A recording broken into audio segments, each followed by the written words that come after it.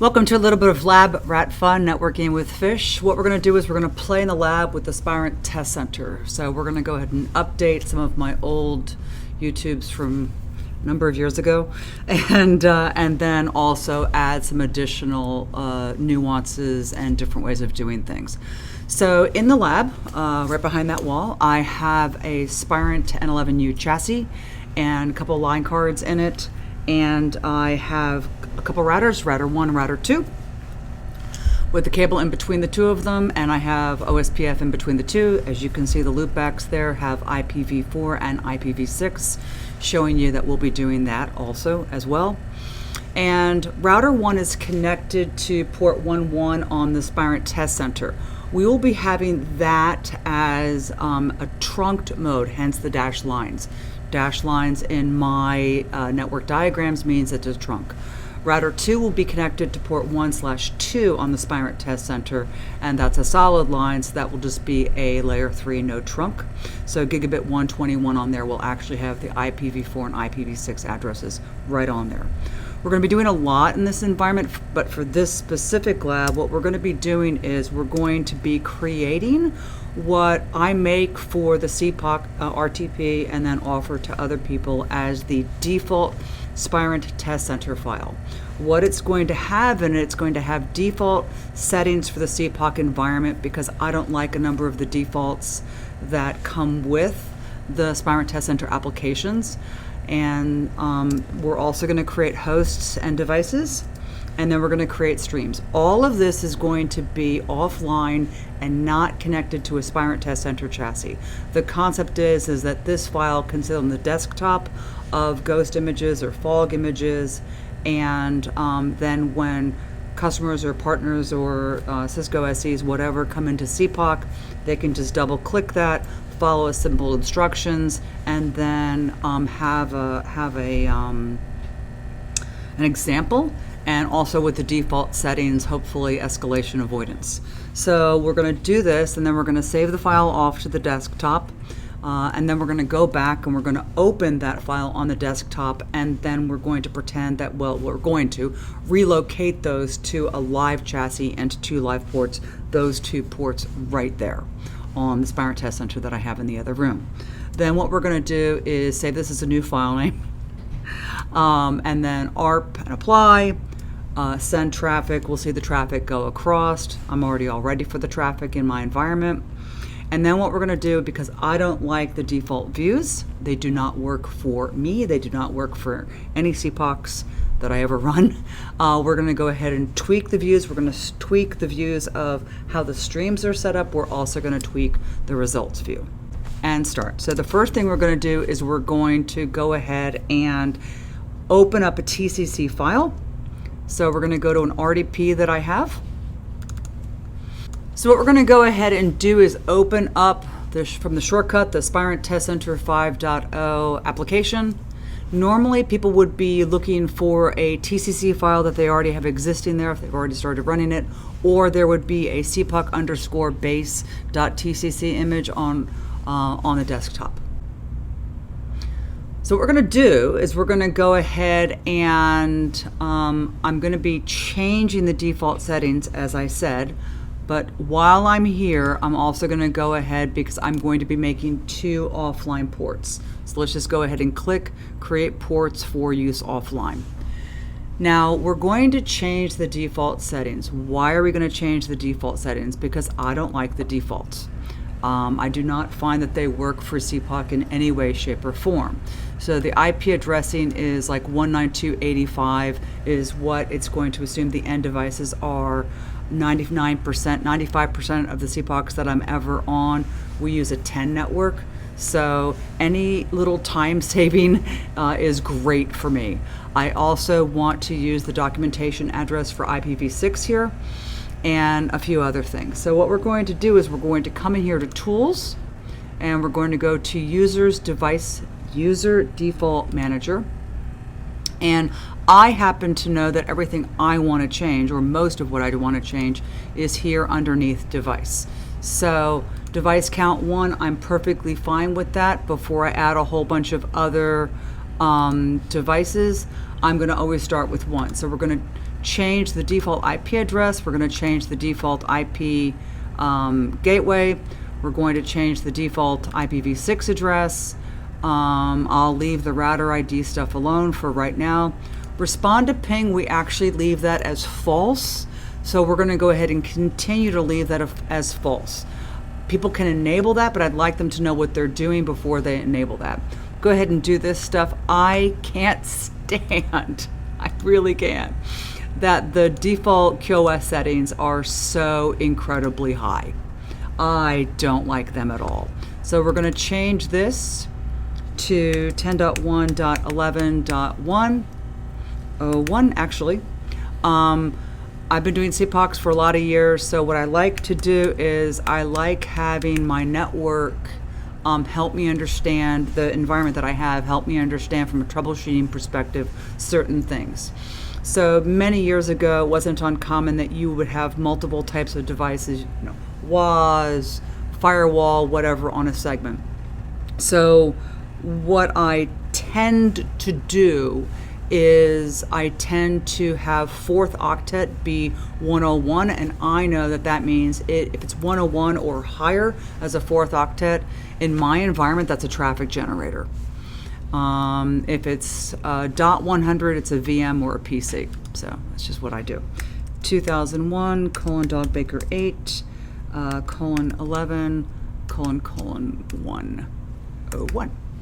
And I really don't like these default settings being set so high, because the majority of time that we in CPOC are doing this, these are end devices and this is data plane.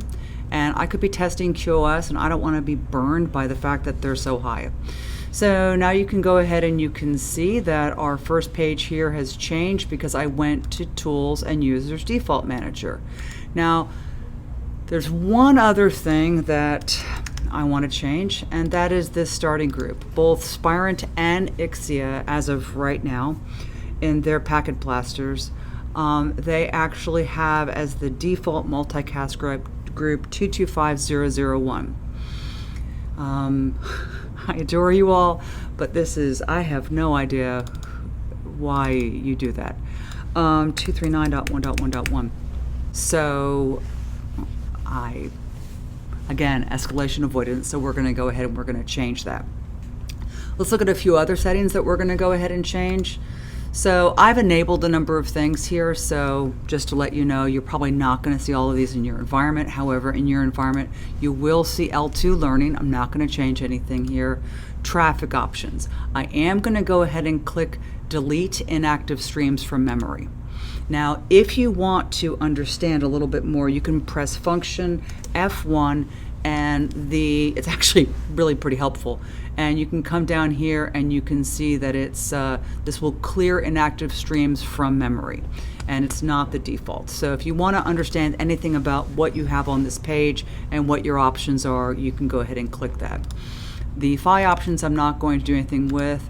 This one I'm going to do a bunch of stuff with. This one is extremely important for CPOC. When you click clear results, when I'm trying to do a CPOC for somebody, what I really want to have happen when I click that one button is I want it to stop, I want it to clear the results, and then I want to start the traffic on all the ports again. I also want to stop, clear the results, and restart all the analyzers. I also want to delete all analyzer streams when clearing the results. These 3 things are very important for testing, in my opinion, in CPOC. The other thing is this is when we do dynamic results views, we do additional DRVs and perspectives. And so I don't want to have to click manual refresh. I want periodic refresh, 10 seconds. The other thing I want is stray frames. Typically for CPOCs, customers want to know where's the traffic going, and please alert me if it's going someplace you didn't expect it. So stray frames, I want to know about stray frames. Realism options, not going to change anything. I'm not going to actually change anything with anything except for BGP.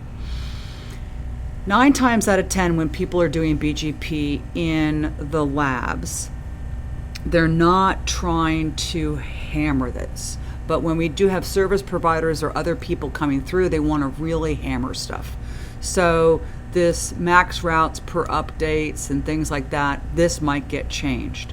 In case somebody comes along and changes these things and makes it really large, that means that they could be trying to slam and test and have the device under test be a Cisco box acting as a route reflector and have multiple Spirent Test Center ports sending in. Now, when this Spirent Test Center port sends a whole bunch of BGP to the Cisco route reflector, and then the Cisco route reflector reflects that route to another port on the Spirent Test Center, what can happen when we're testing enormous amounts is we can overwhelm the line card because we have like functional line cards and max line cards, but a lot of our bread and butter line cards are basic functional. So they're not expecting to be getting, you know, a million VPN v4 prefixes. And so what we do is we do discard updates. So when the router is sending it to the Spirent Test Center, we do discard updates. It is very uncommon that the CPOCs that we're doing, the Spirent is supposed to notice some NLRI has changed and absorb that. The other thing we make sure is that enable TCP no delay is off. This was historically on. And then also pack updates up to the MTU, make sure that's on. That was historically off. And that's it. So now we have our default settings. So what we're supposed to do after we do our default settings is we're supposed to go ahead and create hosts. So I'm going to go to this offline port that I have, and I'm going to create a host 10.1.11.101. I'm going to put it in VLAN 11. And then I'm going to go to the other offline port, and I'm going to create 10.2.21.101. That's not going to have a VLAN. So we're going to come to these ports, and we're going to go ahead and come here. And while I'm at it, I am going to go ahead and make IPv4 and IPv6 hosts. So we're going to come here and click Add. And Ethernet, I only want to do one at a time. And so this is none. This is going to be the one that actually has a header. So the number of VLAN headers is 1. Obviously, as you can see, you can do Q and Q, you can do additional VLAN headers. Now you'll notice that I'm not actually saying dual stack. The reason why I'm not saying dual stack is because it's very common that when customers are coming in here, they've got some IPv4 tests and then they have some IPv6 tests. So instead of dual stacking and having it be one and potentially confusing for somebody coming in, I go ahead and I make them 2 different ones. It's easier to copy and paste. So VLANs per port, we only want 1. The VLAN ID is going to be VLAN 11. This is if you want to do more than 1. And that priority is a 0. That is the cost priority. And that's 0. It was a 7 before, but now it's a 0 because we changed it to be a 0. So we're going to ignore a lot of this right now. Now, as you saw, because I made the starting IPv4 address 10.1.11.101, that was admittedly what I was going to put over on here for VLAN 11. So this is already what I want. And this TOS by default was that Charlie 0, which again, I don't like. So we're going to go ahead and do this and then finish. And we're going to add another one. And this time it's going to be still with the VLAN header and IPv6. So it's going to still be VLAN 11. And this time, as you see, the IPv6 address is already what is the one that I'm going to have over here. So we're good there. You'll notice right here that this is the link local address, foxy80::1. I used to actually use foxy80::1 a lot on routers. Like router 1, I would have all of its IPv6 link local interfaces be foxy80::1. But I also commonly use the Spirent Test Center and I got burned on that one time. If you want to, you can just Google, I think, can't ping IPv6, and you'll get to a blog post on that that explains that. So we're going to go ahead and do that. So do you want to delete the existing ones? No, I don't. So this is going to be host for VLAN 11. How's that? And then host 6 for my IPv6 one, VLAN 11. And so we'll go ahead and do that. Now, I know I'm supposed to show you later on how I tweak some of these setups. My incoming links, if you come here, my incoming links are going to be the same as my outgoing links. So for what I do, I have never in, I don't know, all of the years of doing CPOCs ever used incoming links and outgoing links. And this is always my encapsulation. What bothers me, I have to admit, is my IPv4 address is way off the screen. So let's go ahead and fix that right now. So we can come in here and do customize view, and I can come down here and find IPv4, which is way down here. So IPv4 modifier, yada, yada, yada. And we'll go ahead and move all of that up. We're actually going to get rid of some of them, but that's okay.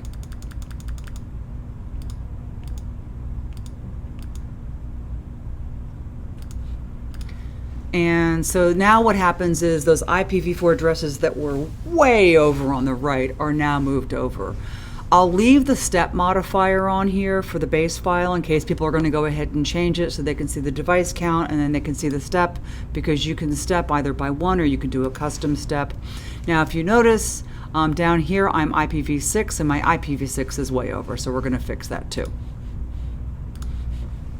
So we're going to go ahead and come down and find IPv6.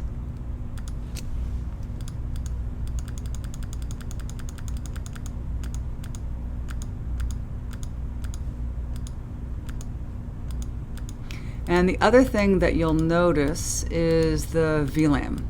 So we'll fix that too.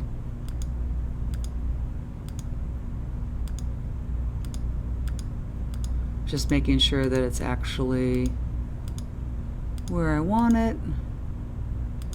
And let's say that I accidentally, so this is where I want it. You can also move things around, right? So I can do this, and I can make this smaller, and I really don't care about this. And this is the device count. Now I want the VLAN, and if we come over here, so on all of this is my IPv6 address. I don't care about modifier right now, so I could either remove these or I could do whatever. We're just going to go ahead and we're going to make them smaller. And from a VLAN perspective, you're looking at this and you're thinking to yourself, well, where's the VLAN? Well, the VLAN is way over as well. So we're going to come down here and we're going to go find the VLAN. So this is VLAN ID here. And I'm going to actually put that right before device count. But let me just go ahead and just click and not put it in the right place. Unfortunately, I put it in the right place. But just to let you know, you can just go ahead and move these over.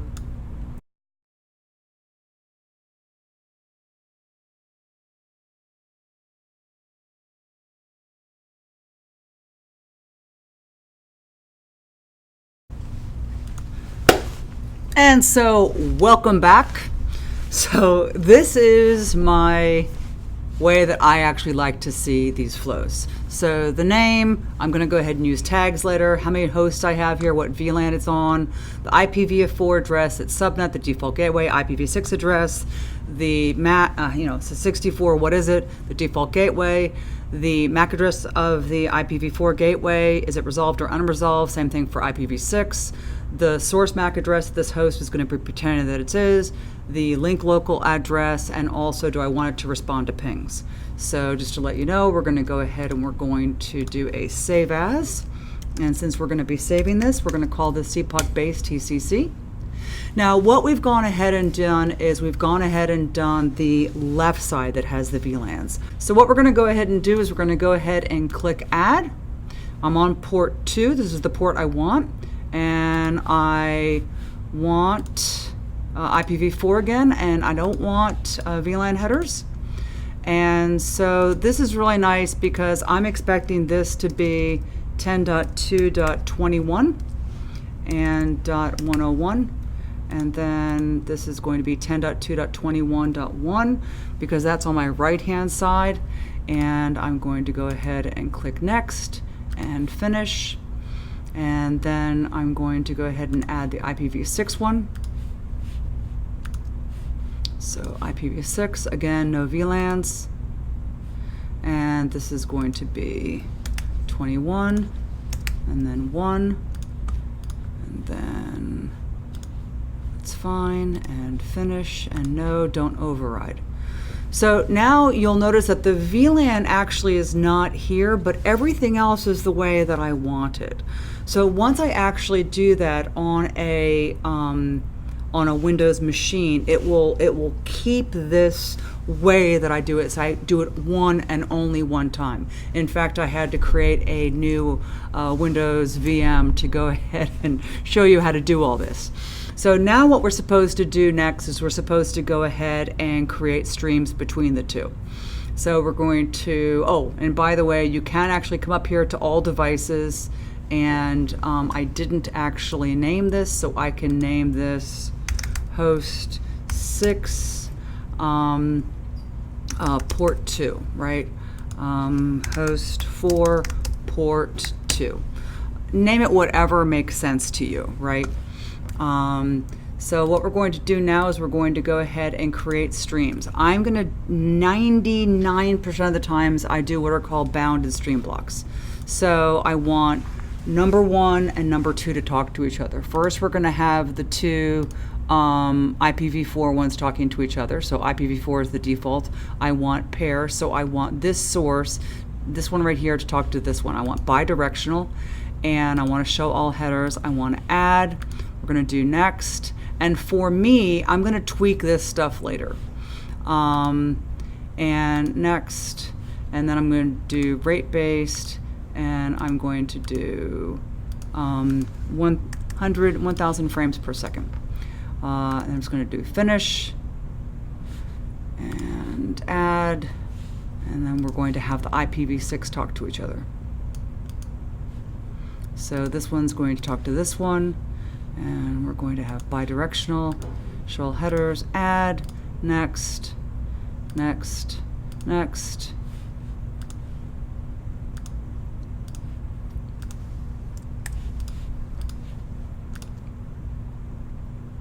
Overwrite? No, I don't.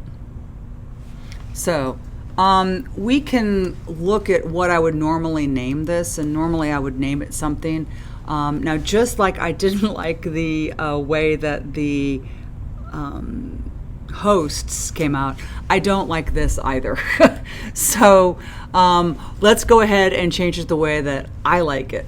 This one's really not as bad as the other one is, where the IPv4 and IPv6 are way over and off the screen. So we'll do this one together. I don't like control by because everything's going to be generator.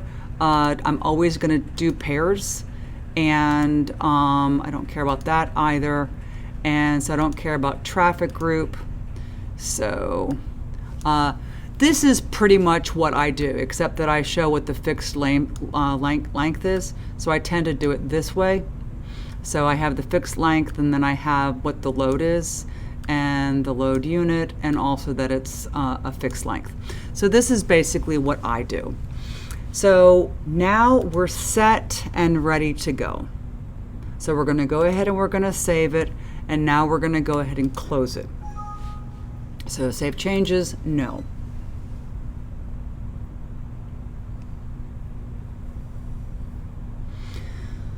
So now what we have is we have the CPOC base file. So what we're supposed to do next is we're supposed to go ahead, we've done the default settings for the CPOC environment, we've created the hosts, we've created the streams, and now we're going to go ahead and we've saved the file off to the desktop, we've opened the TCC file, that's what we're about to do, and then we're going to relocate the ports to a live chassis. And we're going to save it with a new name. Okay, so let's go ahead and open up our base file, and we're going to relocate ports. So what we're going to go ahead and do is take these offline ports, and for CPOCs we typically are assigned and have something reserved in the Test Center Chassis for a specific line card. So what we're going to go ahead and do is we're going to go ahead and take these offline ports, and we'll get to this later in another YouTube. We're going to take these offline ports and map them. There's a couple different ways that you could do this. You can take these ports and say, I want you to connect to this chassis. So you could relocate these 2 ports and the devices and the streams and connect them to a chassis. Or you can connect to a chassis and then relocate the ports. I'm going to go ahead and do the relocation. So we're going to go ahead and we're going to come here, we're going to say relocate. Now what I want to do is I want to relocate both of these. So I want to relocate both of them. And so I want to relocate to this Spirent chassis right here, and I want to relocate to port 1 and port 2. Now I'm going to come back in and actually reserve everything else, but for right now I just want to go ahead and do that. So this is select 1 or more ports. Here we go. This is where I want to go, and then I can just say I want to map you. And then I say finish, and voila, how exciting. We have reserved the ports from that chassis. They are reserved now for this. We have moved those hosts over that we've already configured, and we've also moved the streams over, and we're ready to rock and roll. Now, what's interesting if you look at that is that we now have, instead of having them be gray, they're red. So why are they red? They're red because of the fact that if we actually come here and we look at this, so it's 10 gigs, we want to have go ahead and actually be 1 gig because we're actually doing 1 gig and it's GLCT. So we're going to do that on this one. We're also going to go ahead and do that on this one, which I just did, and getting myself a little bit confused. And now what you're going to notice is we have this apply button. What happens is when I have configs here, but I haven't pushed them to the chassis with its instructions, then that little green button for apply will be an indicator of push this out to the traffic generation. So we're going to go ahead and we're going to push it out. It's actually rebooting cards because I did something earlier, so I'm sorry about that. I'll go ahead and just fast forward through this, but it's rebooting the cards. Sorry. And welcome back. And so now our ports are actually green. So now what we're going to go ahead and do is we're going to see that we have the apply is not done, everything's good. So the next thing we were supposed to do, if you recall, is after we go ahead, we're supposed to save it as a new file name, and then we're supposed to ARP, apply, and run, and also send the traffic. So let's go ahead and go back. And so let's save it as a new name. Save as Fun with Fish. So this is Fun with Fish because I've gone ahead and I've allocated to the port. And by the way, you may think to yourself, well, for a lot of traffic generation stuff that we do in CPOC, we're probably actually going to be using the rest of the line card. So I can go ahead and just come in here and say, you know, I want to use the rest of the line card, and that's fine, right?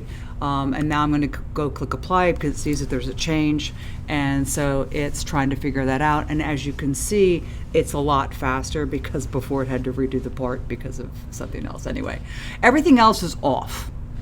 Now, if we actually, I want you to look right down here. So if we actually come up here, and so we have Fun with Fish results, because that's the name of it now.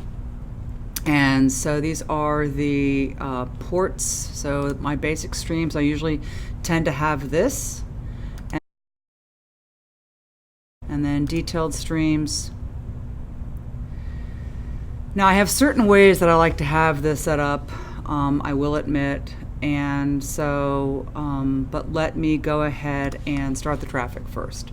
So we're going to go ahead, and there's a couple different things we can do. We can go to the streams and we can just select everything, and I can right click and I can say start, or I can come up here and do what I call hitting the big button in the sky, which is just start the traffic on all the ports.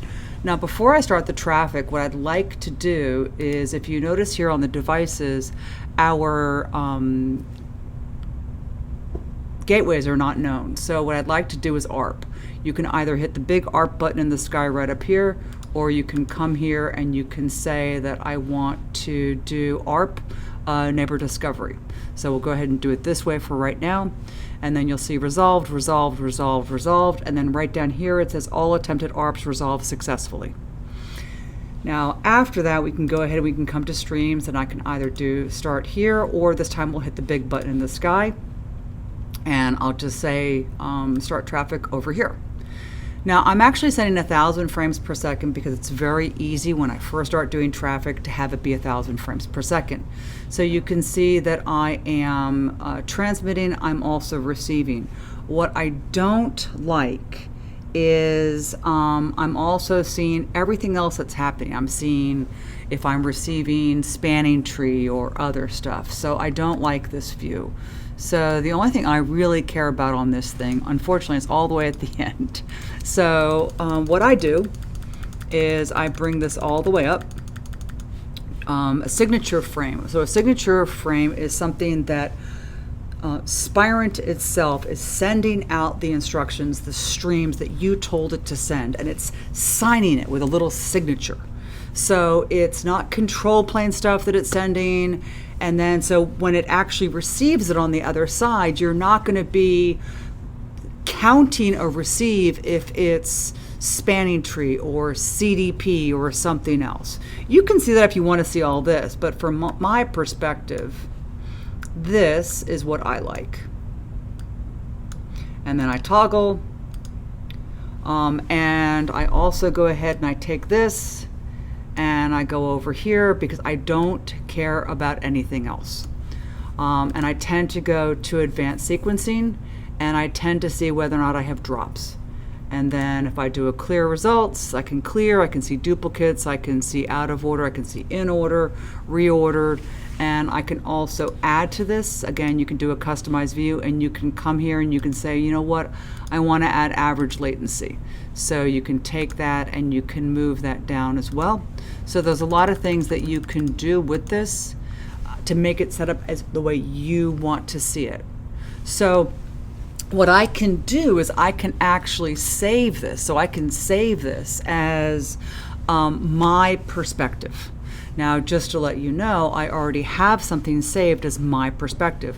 What I did was I used Spirent Test Center's template perspective, and then I did my own and I did a save perspective, but that's for a different video. This time we're going to have fish basic.